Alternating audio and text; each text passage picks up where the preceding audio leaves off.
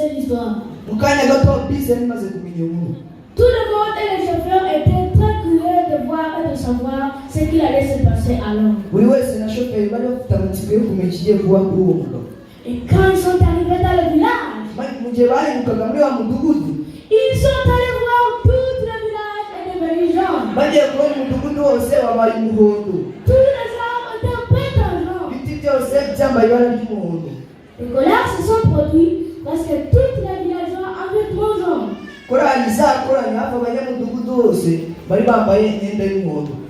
Tout le monde à l'intérieur et à l'extérieur du bus a fondu un larme de joie. Un homme sort du bus, embrasse sa femme et ses enfants et pleure tous. Ils étaient tous heureux. Le bonheur rentre dans cette maison. Bon? Dieu est bon. Pour tous les jours, nous remercions notre Dieu parce qu'il a été avec nous pendant toute cette semaine. Il nous a même rassemblés à nouveau dans ce temps. Que le nom du Seigneur soit glorifié.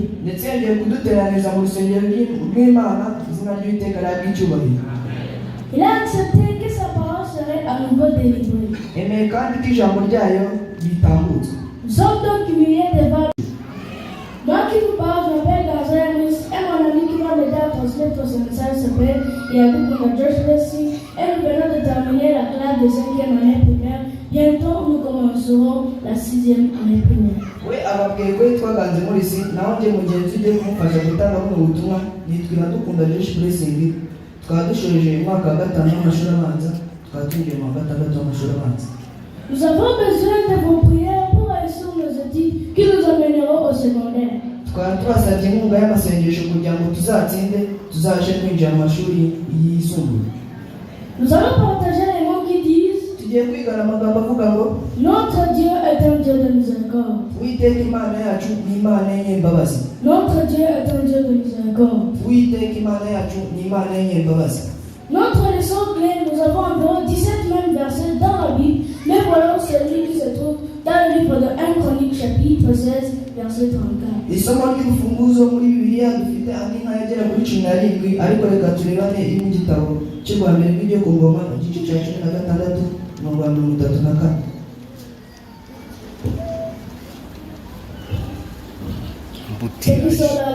Ça dit, louez le Seigneur car il est bon, car sa miséricorde dure à toujours.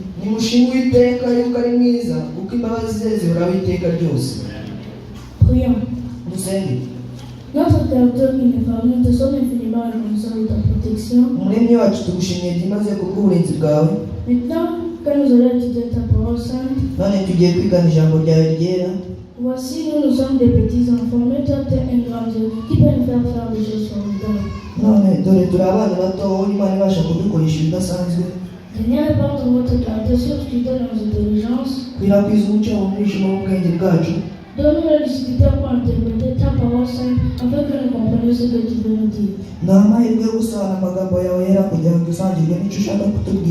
Au nom de Jésus-Christ. Amen. Amen. Frères et sœurs, notre leçon est très touchante. Elle est très basique sur l'histoire. Mais je veux que vous suiviez attentivement afin que vous puissiez en tirer une leçon utile spirituellement.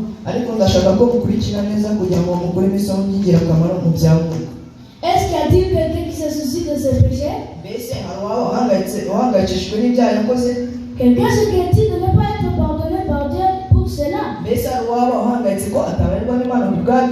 Aujourd'hui, j'ai une très bonne nouvelle pour lui. Le Seigneur pardonne. Amen. Le Seigneur pardonne au point qu'il ne te souvient plus du péché commis. Béni soit le nom du Seigneur. Il y avait une famille composée d'un mari, d'une femme et de leurs enfants. Mais cette famille était très pauvre. Malgré cette pauvreté, la femme de cette maison était une bonne chrétienne. Une femme vraiment craignant Dieu. Une femme pieuse et respectueuse. Mais son mari n'était pas un bon homme. C'était un homme qui avait 2 doigts. Bref, cet homme était un cambrioleur. Un voleur professionnel. Sa femme n'arrêtait pas de le supplier d'abandonner son mauvais métier, mais le voleur l'avait nié.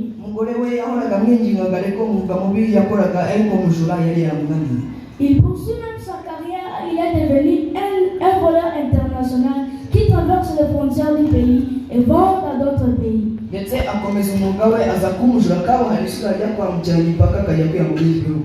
Alors un jour, il a été arrêté. Il a été également arrêté dans un pays étranger. Ils l'ont emmené et ils l'ont emprisonné. Il va même au procès et perd. Il a été condamné à la réclusion à la perpétuité. L'emprisonnement à vie. Et quand il fut en prison pendant 1 mois, il veut s'asseoir et réfléchir. Il se souvint que sa femme le suppliait toujours d'arrêter son mauvais métier. Il se souvint des bons conseils qu'il avait donnés et assis avec un stylo et des papiers et finit d'écrire à sa femme. Voulez-vous entendre ce qu'il a écrit? Vraiment? Et là aussi? Ok, je vais vous le dire. Il a écrit à ma femme que j'aimais. Entre parenthèses, il a mis plutôt à ma femme qui m'a bien aimé. C'est à ce moment-là que je comprends et je connais l'amour que tu m'as donné et que je ne méritais pas. Vous m'avez supporté à plusieurs reprises et m'avez abandonné de laisser mon mauvais métier et j'ai détesté ça. Vous vous êtes même agenouillé et avez prié pour moi. Alors, chère femme, je suis maintenant dans un prison lointain et je plonge ma peine à la perpétuité. Je voulais donc te remercier d'être une bonne épouse et de te dire au revoir car nous ne reverrons plus. Je vous donne même la liberté de trouver un autre homme qui vous mérite et qui vous aime afin que vous puissiez avoir une belle vie ensemble car la mienne est terminée.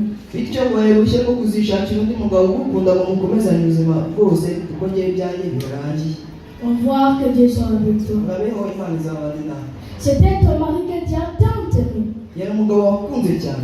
Il met son nom et signe. Puis la lettre atteint à la femme. Elle connaît désormais les nouvelles de son mari. Il est compréhensible que la femme souffrait, parce qu'elle priait Dieu, elle est restée calme.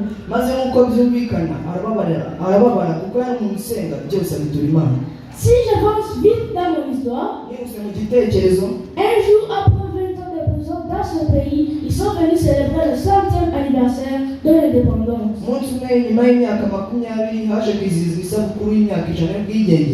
Ensuite, le président du pays, celui dans lequel cet homme était incarcéré, accordera l'amnistie aux prisonniers qui se sont bien comportés au cours des 10 dernières années. Et cet homme faisait également des prisonniers qui se sont bien comportés et ont été graciés.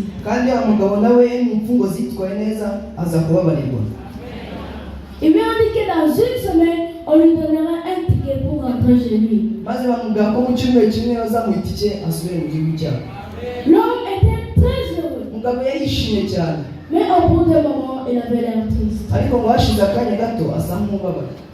Il s'est souvenu de la lettre qu'il avait écrite à sa femme. Il se souvint qu'il lui avait dit qu'il ne se reverrait plus car il était enfermé dans un pays étranger et qu'il était enfermé définitivement. yibuka ko yamubwiye ko batazongera kubonana ko afungiye mu mahanga ko afunzwe burundu Qui lui a même donné le droit de trouver un autre homme. ko ndetse yamuhaye n'uburenganzira bwo kuzishakira undi mugabo. Puis il reprit le stylo et du papier et écrit. maze arongera afata ikaramu n'urupapuro arandika. Voulez-vous savoir ce qu'il a écrit? urashaka kumenya icyo yamwandikiye? Et là aussi? namwe Et là aussi? Je vais vous le dire. reka mbibabwire. Il a écrit à ma femme. yaranditse ati umugore wanjye. Entre parenthèses, il a mis ou à mon ex-femme. no kuba ashyiramo ngo cyangwa kubaza umugore wanjye. Le miracle s'est produit. igitangaza kirabaye. Maintenant, les prisonniers qui se sont bien comportés, nous avons été graciés. mu mfungwa zitwaye neza twahawe imbabazi. Maintenant, dans une semaine, ils me donneront un ticket pour rentrer. no mu cyumweru kimwe bazampa itike ntahe. Alors, chère femme, si vous m'avez pardonné, entre parenthèses, il a mis, mais aussi si vous n'êtes pas marié à un autre homme, none rero umugore mwiza nimba warambabariye mu kubashyiramo ukaba utararongoye n'undi mugabo. s'il vous plaît, accrochez un tissu jaune à l'arbre devant le portail lorsque le bus traverse notre village. ndakwinginze ngo ubwo bisi izatambuka muri wa mudugudu twabagamo uzamanika agatambaro k'umuhondo icyo gihe nzava muri bisi nze mu rugo. Si je vois ce tissu jaune, nimbona ako gatambaro k'umuhondo je saurai que tu m'as pardonné et que tu n'as pas épousé un autre homme. nzamenya ko wambabariye ko ndetse utashatse undi mugabo. Je descendrai du bus et je rentrerai chez moi. icyo gihe nzava muri bisi nze mu rugo. Mais si je ne vois pas de foulard jaune et que je vois le bleu, ninabona agatambaro k'umuhondo nkabona k'ubururu, celui-là.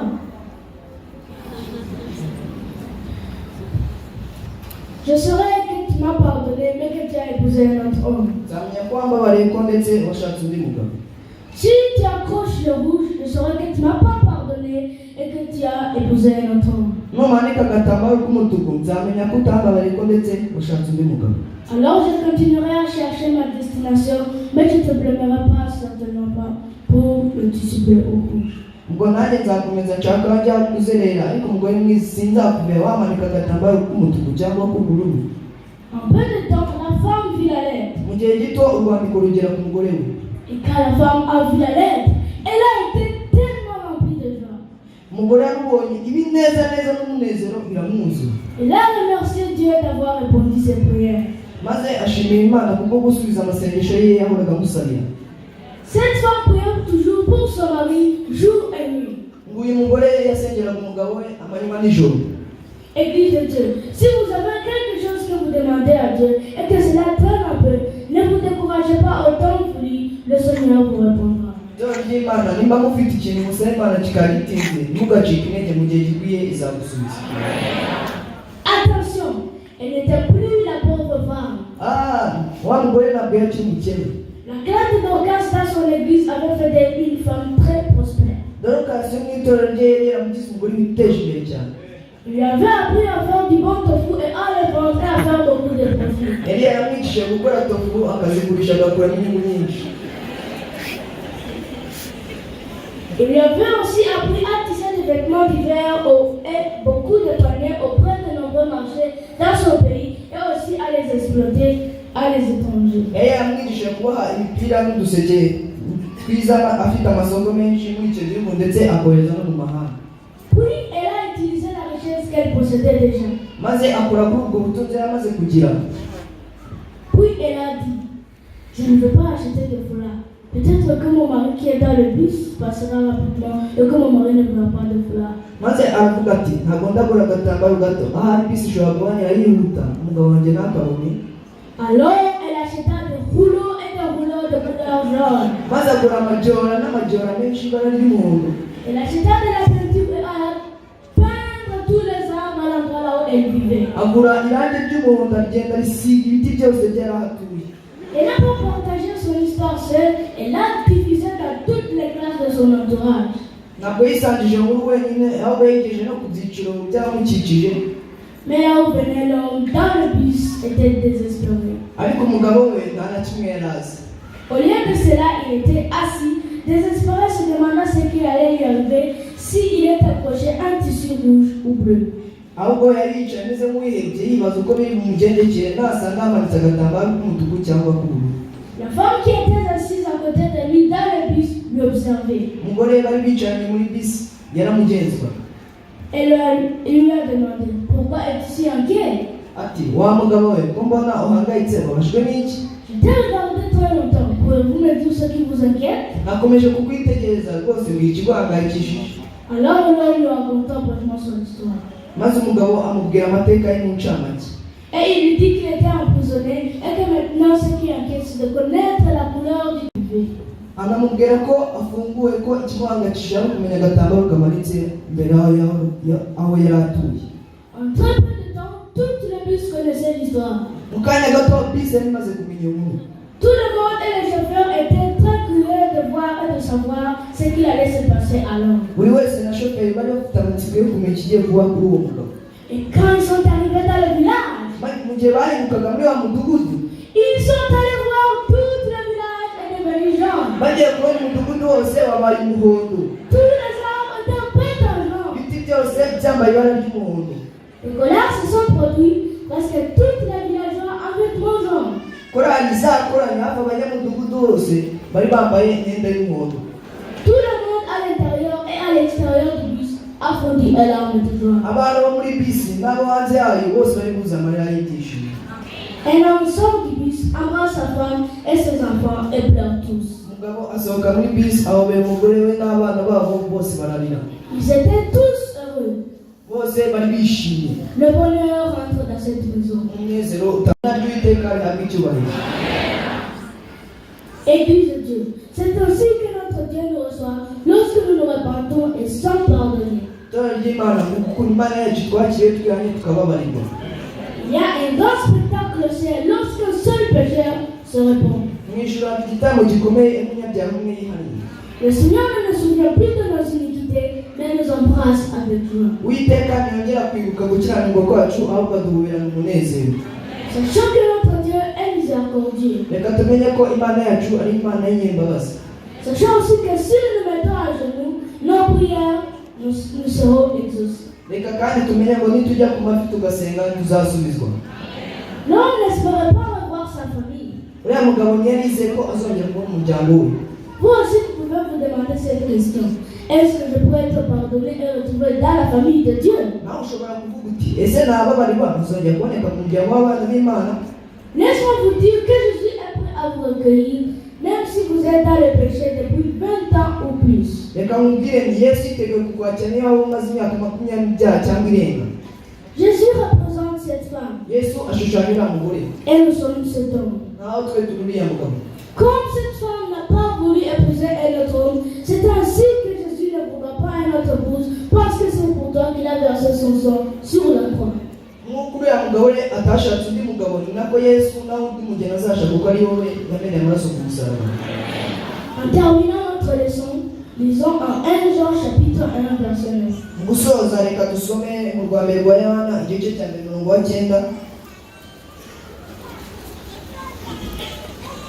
Ceux qui sont là, lisons. Bageze reka dusome.